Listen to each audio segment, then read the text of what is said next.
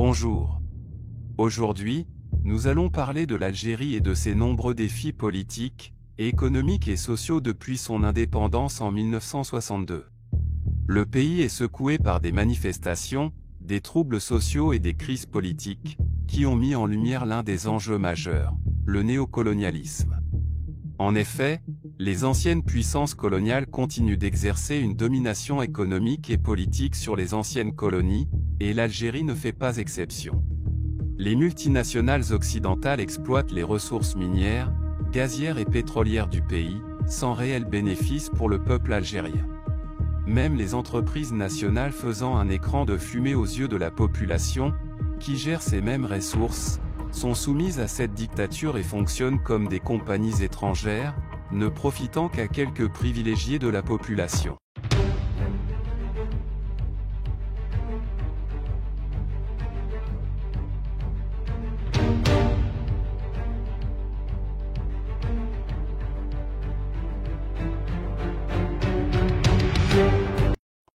Bienvenue à bord de l'émission Gada Numide. Nous vous invitons à embarquer avec nous l'espace de quelques minutes consacré aujourd'hui à un sujet de grande importance, le néocolonialisme en Algérie.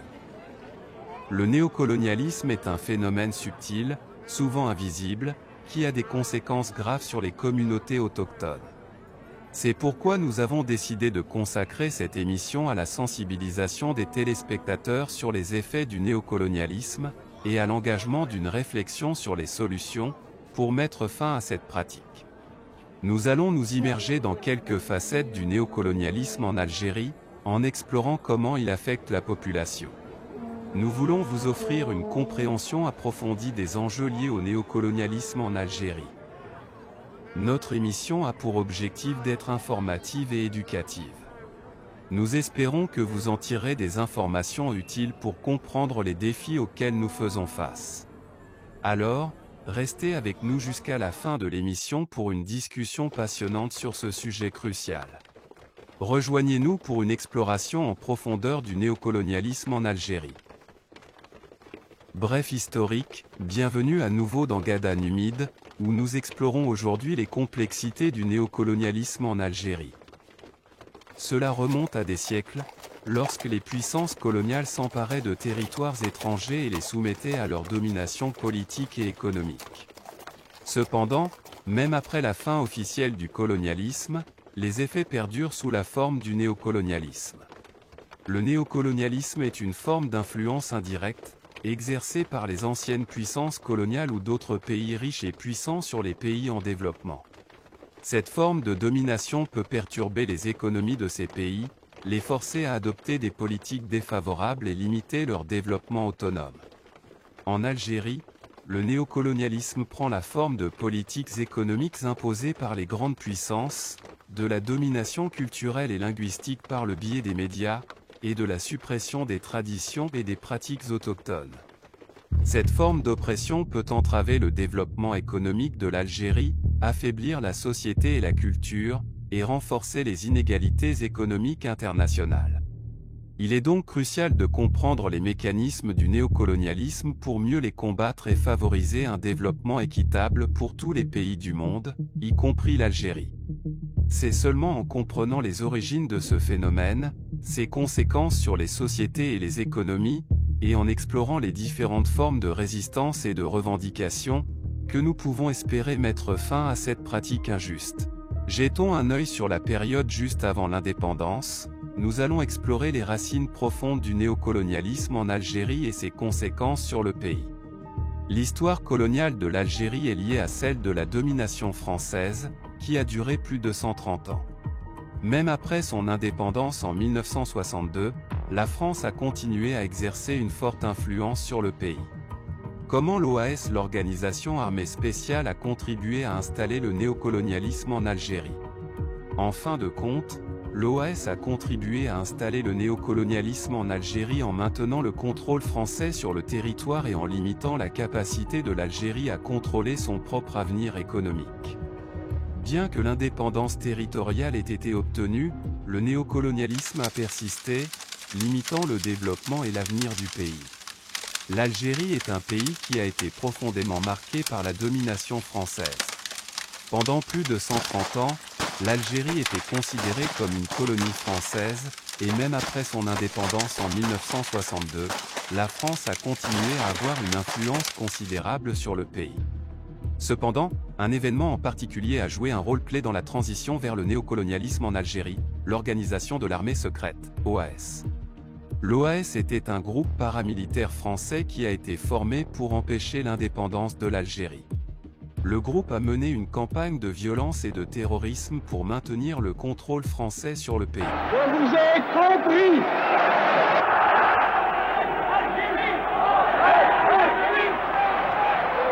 La France considère que dans toute l'Algérie, il n'y a qu'une seule catégorie d'habitants.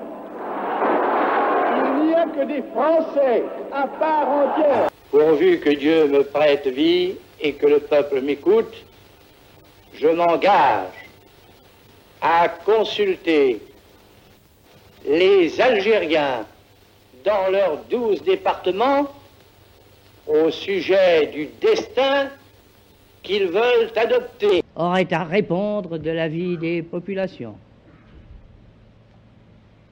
Il y a l'affaire du Sahara. Pour ce qui est du Sahara, notre ligne de conduite, c'est celle qui sauvegarde nos intérêts et qui tient compte des réalités. Quels sont nos intérêts? Nos intérêts, c'est la libre exploitation du pétrole et du gaz que nous avons découvert ou que nous découvririons. C'est la disposition de terrains d'aviation et de droits de circulation pour nos communications avec l'Afrique noire. Malgré les efforts de l'OAS, l'Algérie a finalement acquis son indépendance en 1962, mais les conséquences de cette période de violence et de domination sont encore senties aujourd'hui. Le néocolonialisme a été institué en tant que nouvelle forme de domination, qui a permis aux puissances étrangères de maintenir un certain contrôle sur le pays sans avoir à déployer des forces militaires. Le néocolonialisme a également eu un impact considérable sur l'économie algérienne. Les entreprises étrangères ont souvent un avantage sur les entreprises locales en raison de leur capacité à investir dans les infrastructures et à bénéficier d'un accès privilégié aux ressources naturelles du pays. Les politiques économiques qui ont été mises en place pour accommoder les intérêts étrangers ont souvent limité la capacité de l'Algérie à développer son propre secteur économique. En outre, le néocolonialisme a également eu un impact sur la société algérienne. La diversité culturelle et linguistique du pays a souvent été mise en danger en raison de l'influence étrangère, ce qui a entraîné une perte de la culture et de l'identité nationale.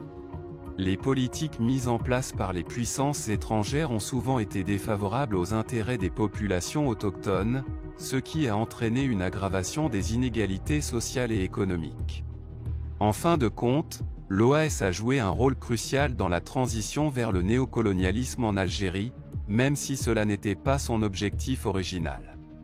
Aujourd'hui, le néocolonialisme est encore un défi pour le pays, mais il est important de comprendre les mécanismes de cette forme de domination.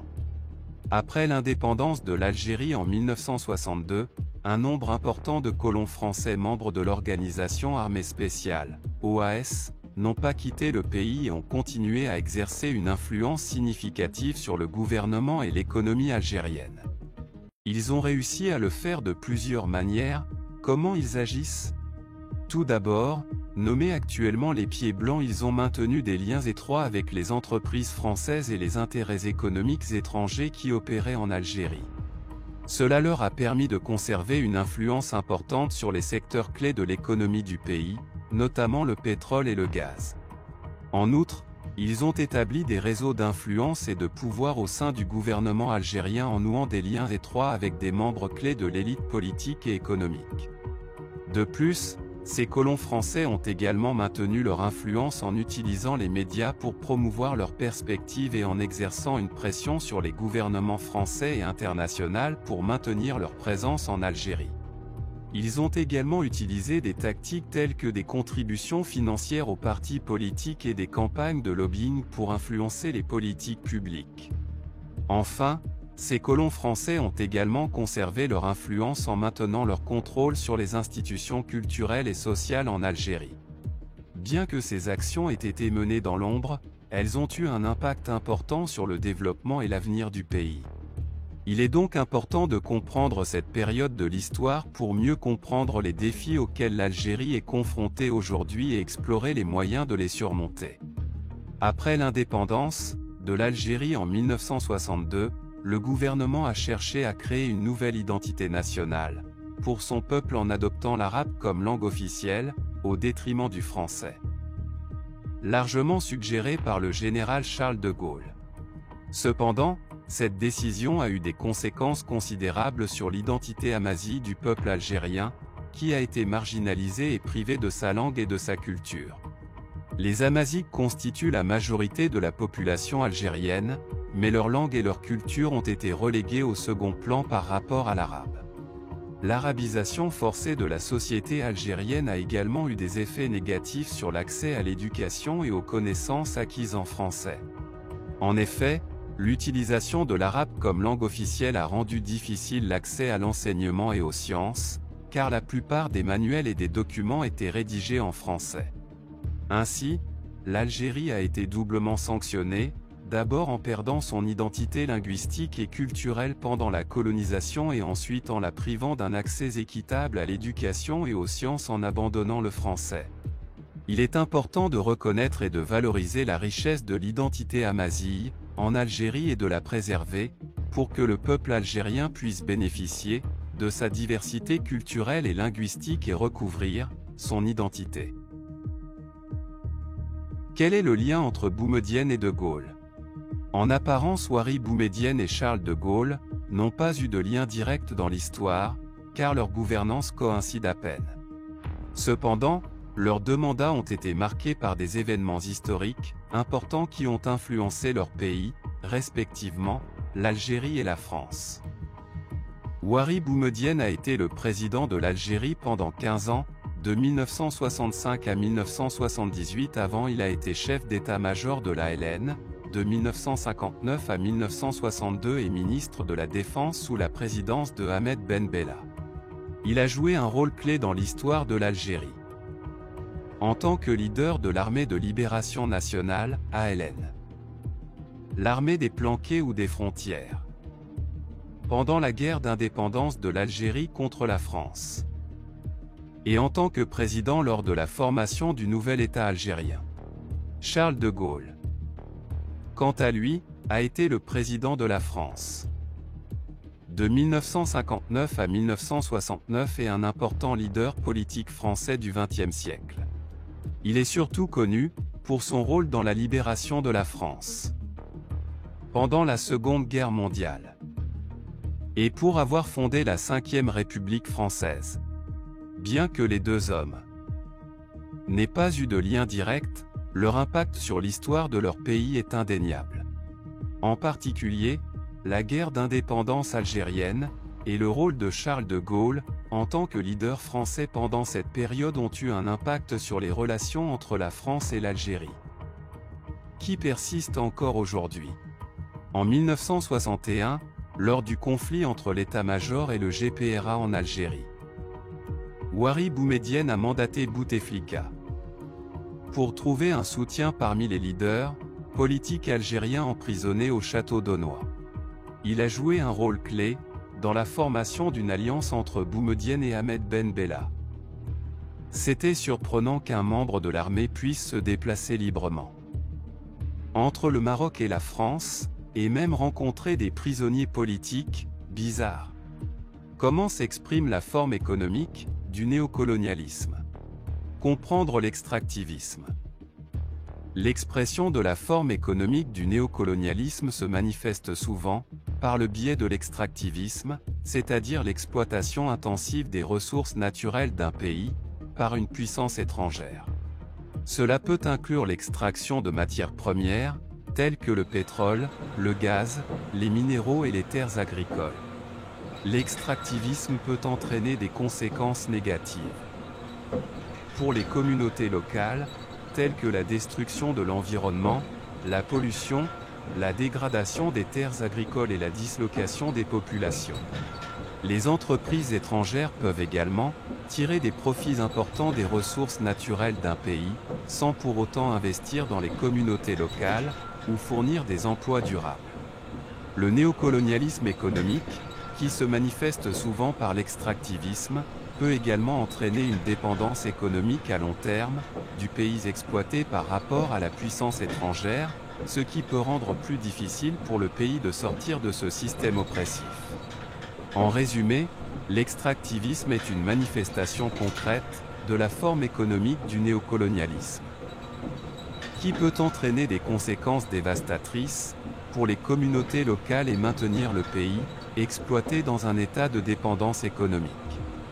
Le rôle du FMI et de la Banque mondiale dans le maintien du néocolonialisme.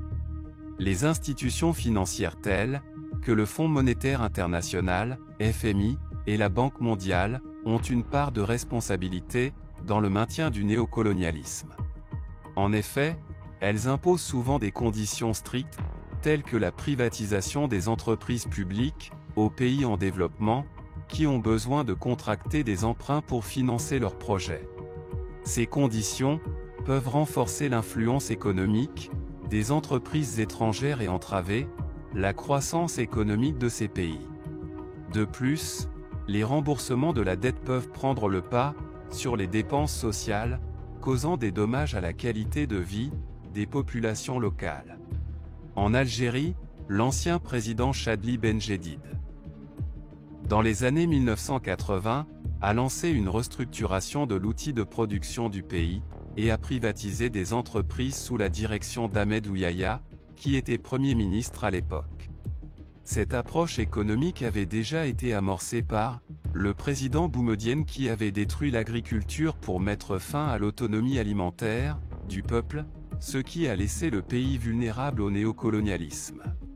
Ainsi, ces mesures économiques ont conduit à l'installation d'une économie de type bazar en Algérie, basée sur la vente de matières premières brutes et l'importation de biens pour subvenir aux besoins de la population.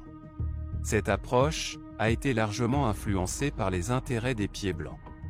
Quel contexte politique est favorable au néocolonialisme? De notre relation avec l'Algérie, c'est que l'Algérie, c'est à la fois de la politique étrangère et de la politique intérieure française. Oui. De notre relation avec l'Algérie, c'est que l'Algérie, c'est à la fois de la politique étrangère et de la politique intérieure française. Oui. Si le président de la République ou le gouvernement parle des Ouïghours ou parle de la Turquie ou parle de l'Australie, c'est de la politique étrangère, point. Mais quand on parle de l'Algérie, c'est à la fois de la politique étrangère, mais aussi, pour des tas de raisons, de la politique intérieure française. Alors, ce sont des millions d'électeurs également. Oui. Mais il n'y a pas seulement cela. Il y a l'histoire, il y a la proximité géographique, il y a les pieds noirs, il y a les harkis.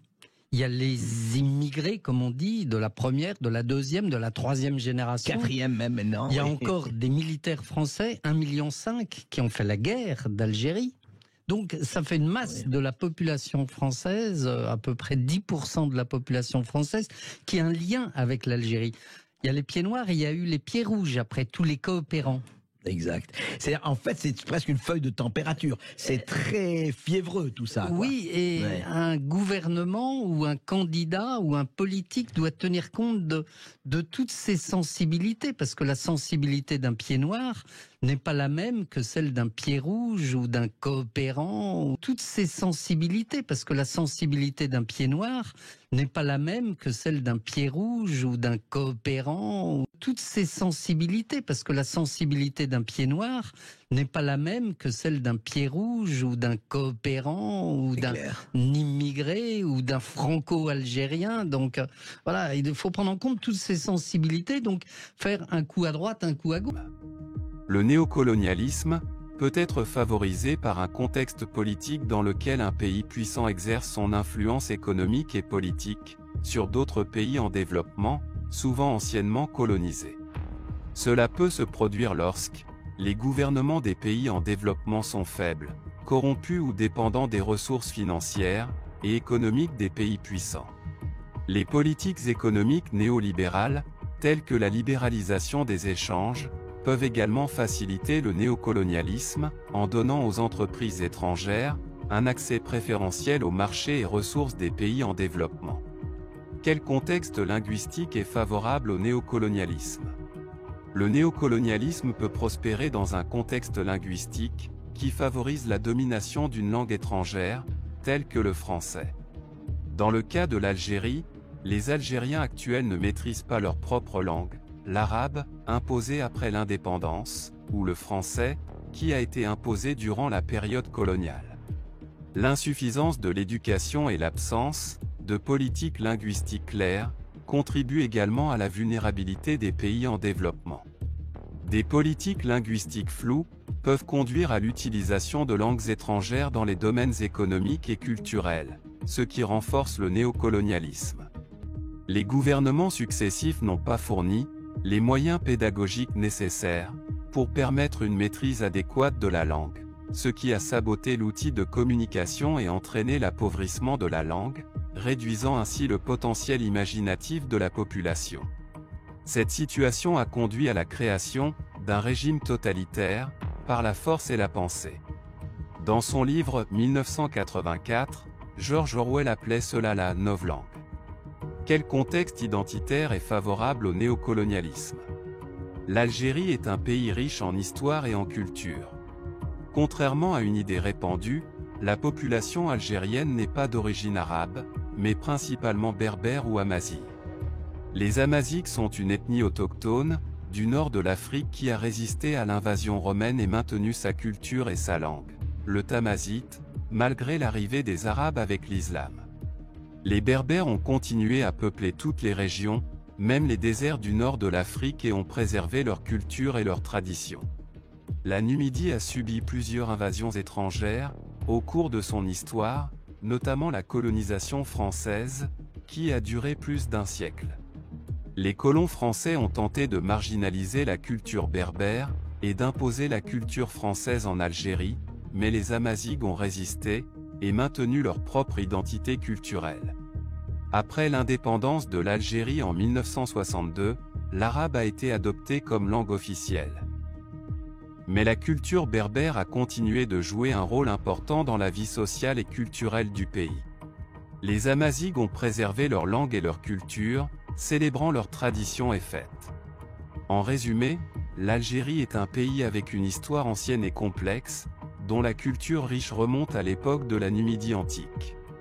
Les Berbères, également connus sous le nom d'Amazighs, sont les habitants autochtones du pays, qui ont résisté aux invasions étrangères, et ont préservé leur identité culturelle, au fil des siècles, malgré les tentatives de marginalisation et de destruction de leur culture par les colonialistes.